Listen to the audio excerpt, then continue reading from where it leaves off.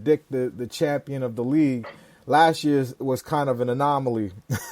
The Lakers, Sacramento, the Bucks, Golden State in that order. But if you go before that, 27-18, Golden State was the number one team. Yep.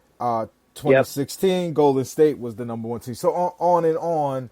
I think that's a very telling stat. And good teams, finish on dunks and finish on dribble drives. And I think that's the flaw in the Nets' identity. Let's move it on and go to the next team identifying question.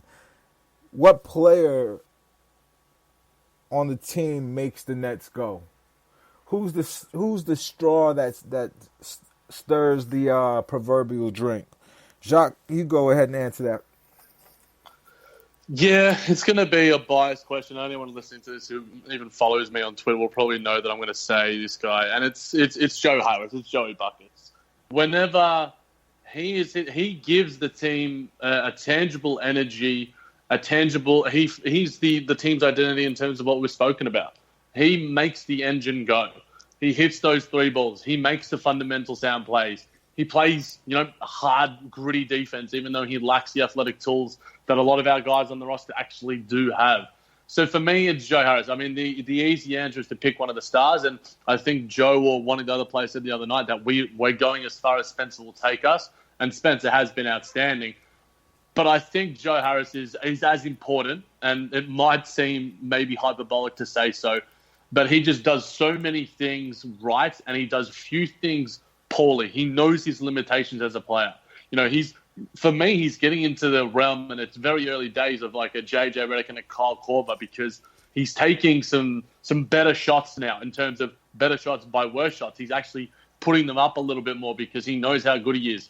I like the aggression that he's having. One of the nights where he was having a really poor night, and then he hits one, and he sort of like, he thumps himself a little bit because he wants to be better. He has high standards for himself. And I think we're seeing that for a lot of the guys right now. And I'm going to be biased. It's Joey Buckets, but it's only because I have a disgustingly irrational love for the man. Nah, man, you want your team to be shaped around a Joey Buckets. Like, guys like Joey of Nazareth is essential to a winning team. If you look at championship teams, they always have a guy like a Danny Green. And don't get lost on his three-point shooting. He plays the most hard-nosed defense when he's smaller than most small forwards. He ends up on the power forward a lot of time, and he's game, man. You gotta have cats like Joseph Buckets. Maddie, give me your guy. I mean, right now, I'm going with Spencer Dinwiddie. His averages, obviously, the last couple of games have been insane. He's within any. I would say double check it. I'm a little bit behind on these stats. I can pull it up in a second, but he's anywhere in the ballpark of like 24-ish points, 6 assists. He's getting okay efficiency. His efficiency's falling a little bit just with the workload that he's really having to play with. But for me, like, honestly, we know what he can do around the rim. He's super crafty. He's got footwork that just seems like it never ends. He's one of those guys, like, he's like this is gonna seem like a lofty comparison, but he has just a little bit of that Giannis, and I'm not comparing to Giannis, so let's not get this twisted. He has this ability, though, where he stretches his footwork, and you have to wonder, maybe James Harden's a better example, also a lofty comparison, where he stretches his footwork and it looks like it should be a travel. He's able to kind of weasel his way in and flip these little scoop shots in. As crazy as your take was, I understand it. I get it. You're just talking about his ability to extend himself and make himself even longer than what he looks. No, definitely. Yeah, and he makes makes full use of that 6'5" frame. Doesn't play hunkered down, unlike other guards on this Brooklyn roster. I'll leave it at that. But moving on from that kind of notion, the thing that like I've also really noticed has been his facilitating. He's always kind of had the sort of cross-court dimes, but what he's really figured out to do, and it was not something that was a strength for him early on, was his lob chemistry is there. It is there. Last year's tandem was, of course, Russell and Jared Allen. Karis LeVert and Jared Allen showed a lot of synergy as the season progressed, especially once we got into the postseason. This year, Dinwiddie and Jared Allen, I mean, it's like these guys are unstoppable. They basically run high pick and roll or side pick and roll, and Dinwiddie's, basically tossing up these lobs from like 21 feet out, and Jared Allen's slamming everything. I mean, the stat I looked at today was that Spencer Dinwiddie is a 90th percentile passer to his bigs. So what that means is essentially that he's better than 90% of the other point guards in the entire league, or guards, period, which is crazy. Amazing. That's impressive. Amazing. Think about how many good passers there are in the league. Doncic, Chris Paul, that's incredible. No, that puts him well into the top 10 to be in the 90th percentile. Listen, we've got to zoom through these next two, and I'm a little bit to the blame for being a big mouth. Based off of what the teams need 20 games you've gotten to watch them. What does the team need? Give me your feasible guy that the Nets can get that would put them over the top and make them a lock to get to the ECF or somewhere like that.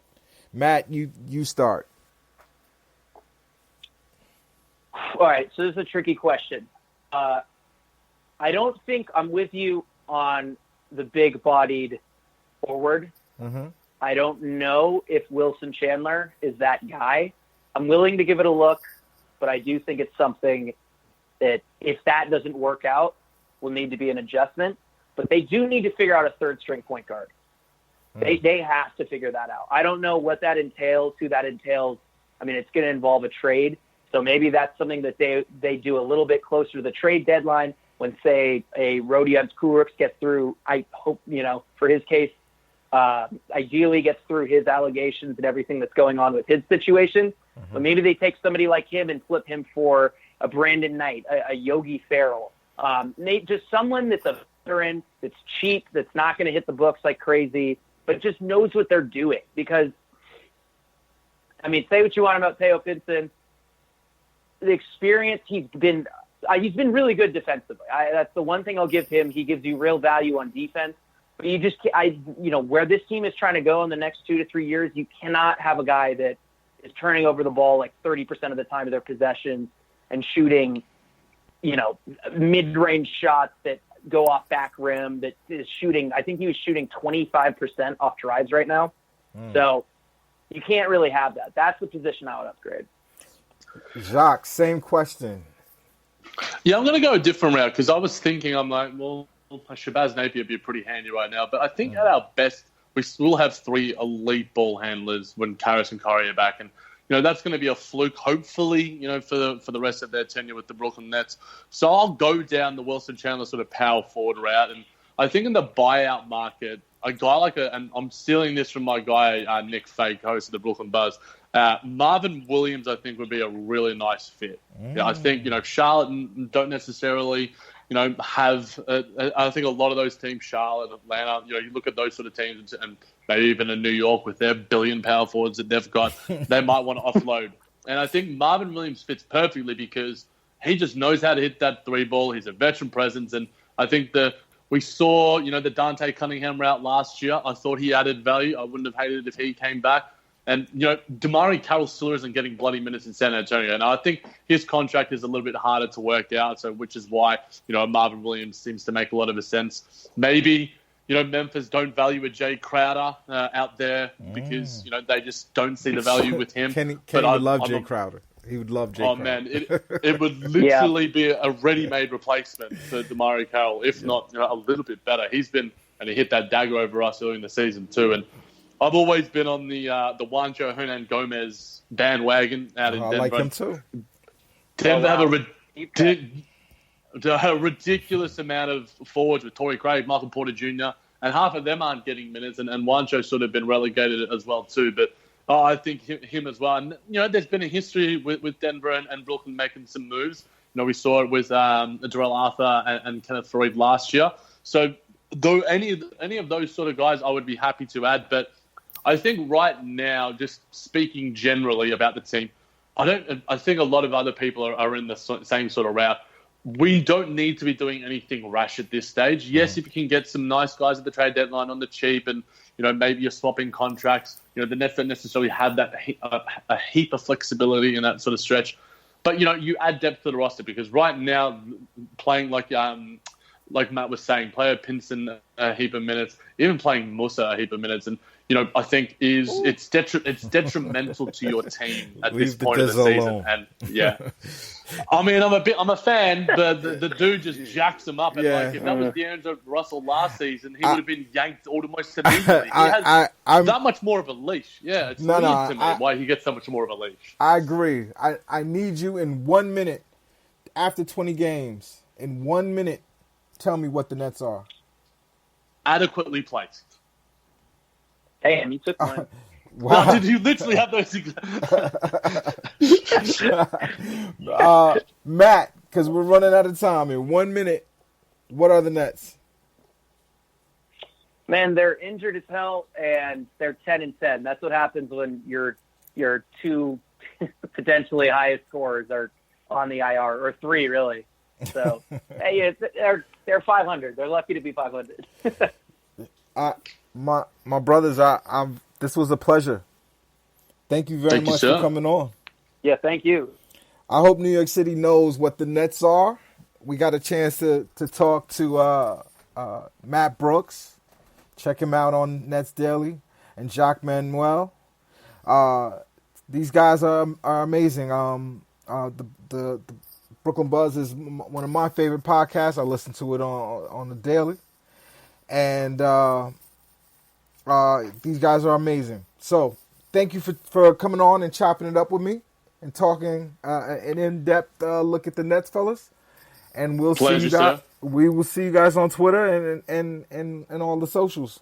Really quick, if I didn't give all of your places to be found, Jac, give those out really fast. At the JManJBT on Twitter, you'll see all my stuff there.